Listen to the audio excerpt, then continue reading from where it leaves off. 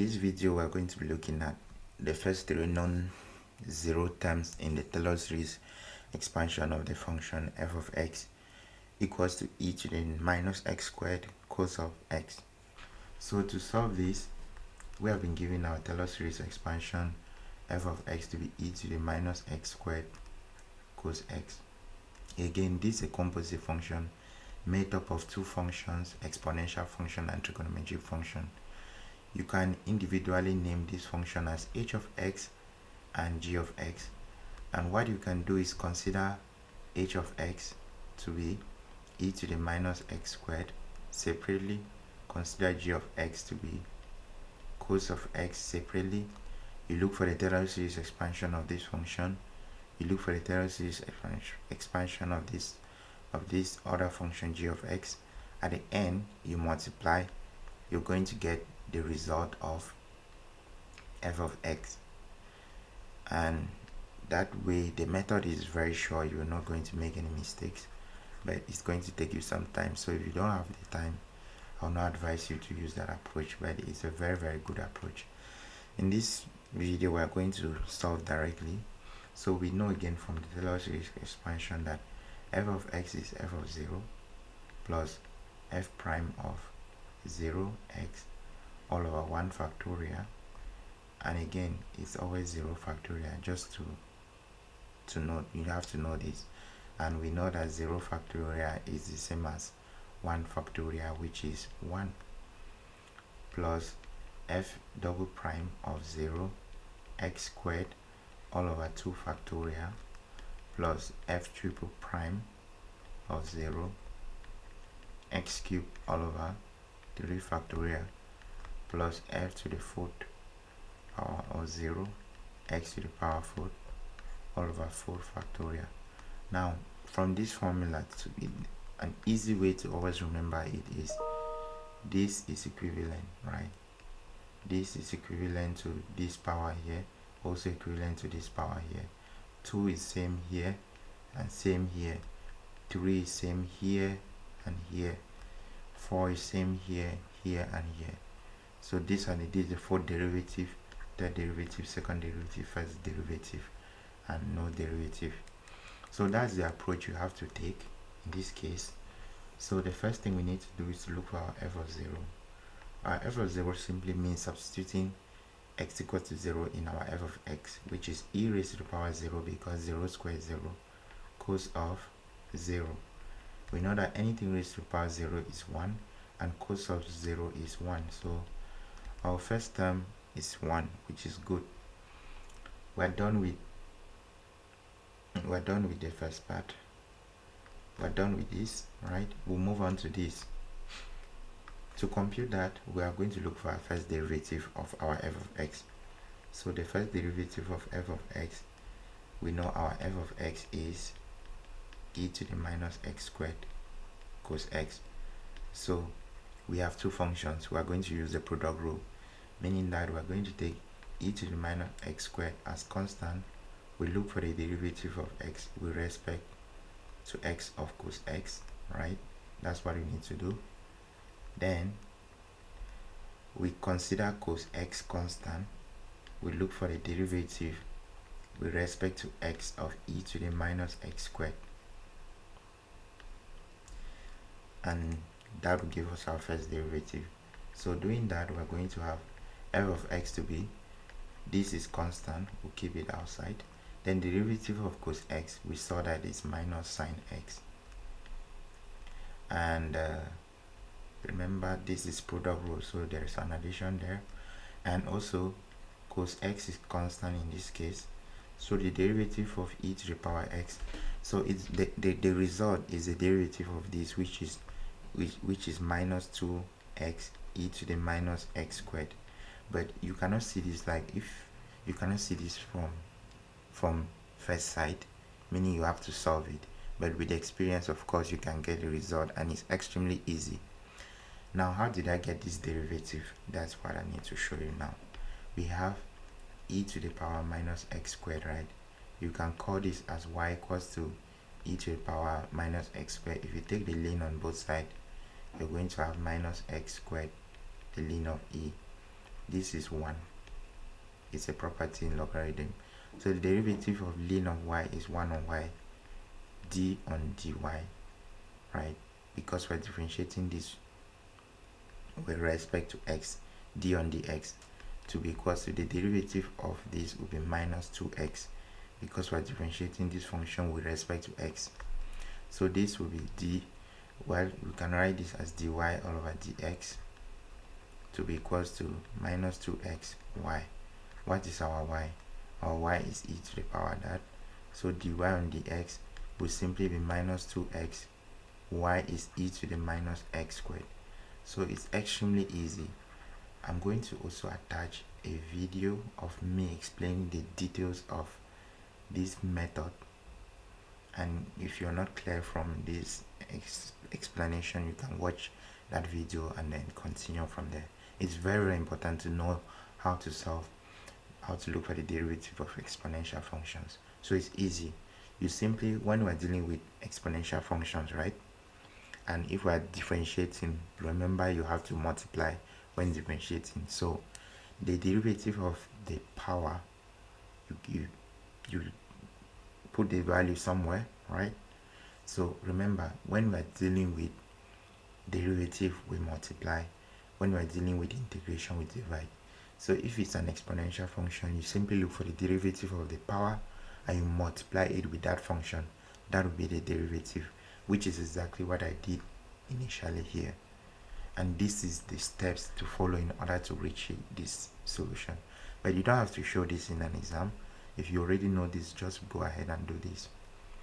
Now, we're going to look for our f prime of 0, which it's going to give us 0 here because our sine function, sine of 0 is 0. So this is going to give us 0, and this is also going to give us 0 because x here multiplies everything. So this will be 0. We're going to look for a second derivative of our function, and the second derivative will simply be the derivative of the first derivative. So we're going to look for this derivative of this function here. So our attention is going to be here. We have to look for this derivative. Before even looking for that derivative, what you can do is to simplify the work for it. Just simplify it for your sake. So the first derivative is negative sine x e to the minus x squared and minus 2x e to the minus x squared cos x. Well, you can also write it as cos x. Alternatively, you can bring the exponent outside, negative x squared sine x. It's more representative putting it this way so that there shouldn't be any confusion with the angles. Now, this is what we need to look for, the derivative of this function, of these two functions. We notice that they are similar to what we had above here, right? But in this case we have sine here, and here we have x and cos. So it's very easy to compute. We're going to use the same idea. I'm not going to show all the steps, but just follow along. So our second derivative of x will simply be, we consider minus e to the minus x squared constant. We differentiate sine x, we're going to have cos x. Then we consider plus minus, we consider minus sine x constant. We differentiate e to the minus x squared, as we saw, is minus 2x e to the minus x squared. We are done with this term, right? We are here. So this negative sign is going to be here. This minus 2 is just going to be outside. I factored it because it's a constant. It's not going to really change in the process. So we are left with x e to the minus x squared cos x. And let me just assure you, something like this is not going to come in your exam. This is more complicated than this level, but it's always good to understand. So in this case, we have three functions, three composite functions: x, e to the minus x squared, and cos x. So what you need to do is actually keeping two of those functions constant, differentiating the other, keeping the other two constant, differentiating the other, and keeping the other two constant, differentiating the other. It's easy. It's easier than the way I said it. So if we keep x constant and e to the minus x squared, and we differentiate cos x, we are going to have minus sine x. Right? We are done with sine. We want to differentiate e to the minus x, so plus we are going to keep x constant and cos x constant, and we are going to differentiate e to the minus x squared, which will be minus 2x e to the minus x squared. Then we want to differentiate x, so we're going to keep e to the power x constant, right? So we want to differentiate x, so we're going to keep e to the plus e to the minus x squared and cos x constant. When we differentiate x, we have 1. That's it. It's finished, right? So that will be the solution, right? And our second derivative, to simplify this, will simply be minus e to the minus x squared cos x minus, well, plus, because minus gives us plus, minus sine x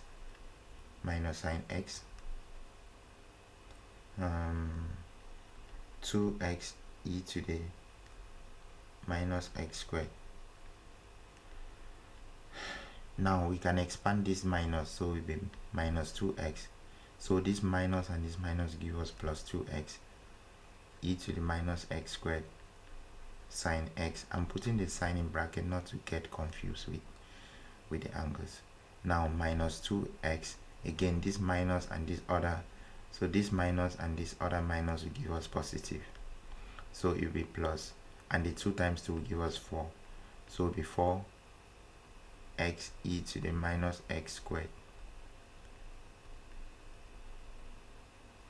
Again multiply minus 2 e to the minus x squared cos x. So this is our second derivative. So we're going to look for the second derivative, f of f double prime of 0.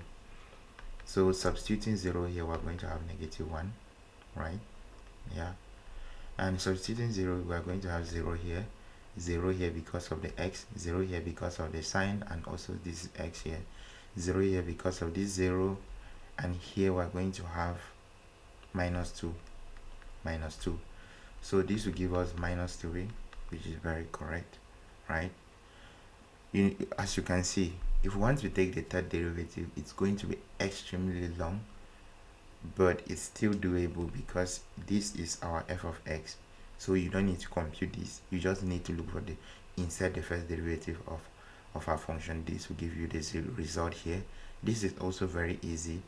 Because 4 is a constant, so you only have to keep x constant, differentiate e to the minus x squared, and keep e to the minus x squared and 4 constant, differentiate x, which is 1. You insert it, you put it somewhere. In this case, you have to keep x e to the minus x squared constant, differentiate sine x. You keep e to the minus x squared and sine x constant, you differentiate x, and you keep e to the minus x squared constant, sine x, you differentiate x. So it's the same approach. I'm not going to solve that here because it's going to be extremely long, and also this is not going to come, right? It's not. I assure you that, and trust me. Yeah, so that's it for this video. See you in the next one.